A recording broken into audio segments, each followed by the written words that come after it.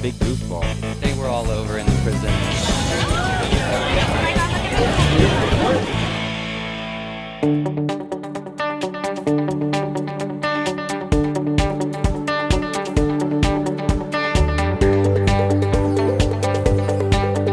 We're in downtown Napa, heart of wine, food, art in California.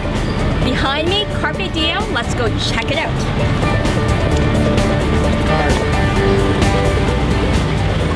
This is one of the many wine bars here in Napa. They've got great small bites and an extensive selection of California wines.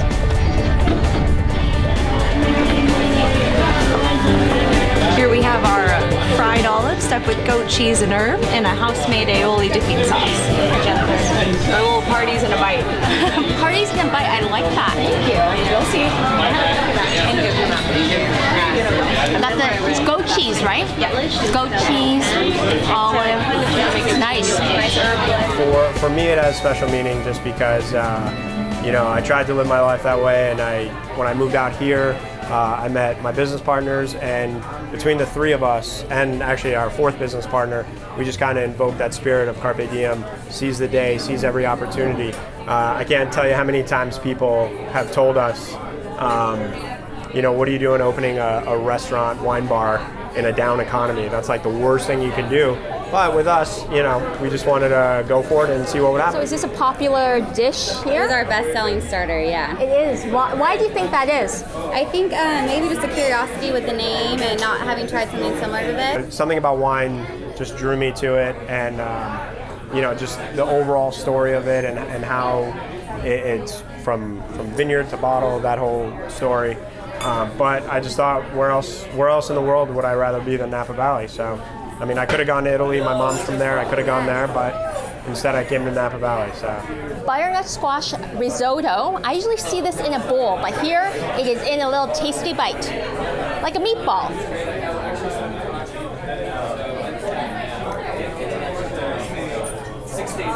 Comfort food, pretty decadent. Tina, this is a Torrontés with a little splash of Viognier. It's Amado Sur. Do you know where? It's in Mendoza region. So this is an interesting, and this is actually 20% of the wine here is international, 80% is from the local region. When Steve introduces wines that are from international, he likes to try out different varieties and things that you may not find locally. So this is, I guess, an example of that. Talk about branding, and selling the brand here. So, the Italian culture, what they do is they drink their wine, based on what's in the area. So their food comes from the area, their wine comes from the area, and that's how they drink it. They don't sit and analyze for 2 hours. They don't, write scores. They don't do that. So with us, you said Robert Parker. You don't look at that. No, you look at your own sort of. Yeah, it's my own palate, and not everyone agrees with it, but that's fine. When I bring different varietals, like I had this one lady came in before, and she said, I wouldn't serve this to my mother. A simple no would have sufficed. That would have been okay. But for us, it worked. It worked well with a lot of our dishes here. So, it didn't work for her, and I gave her something else that she was used to. Running a high school classroom and running a restaurant, how are they different? How are they similar? I'll tell you what, running a high school classroom is a lot easier. I'll tell you that. But yeah, here it's. I always tell people, it's like running a high school, but for adults here. It's the same idea. People want certain things, and they're, we're expected to give it to them. And same thing, high school students, they need to learn certain things, and as teachers, we were expected to teach them those. Well, Steve, cheers. Cheers. Thank you.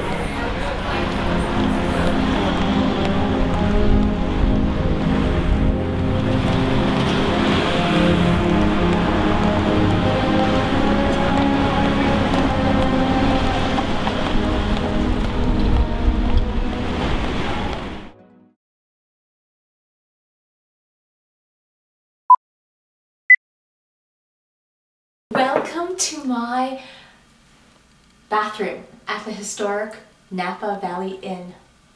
A tour of your bathroom.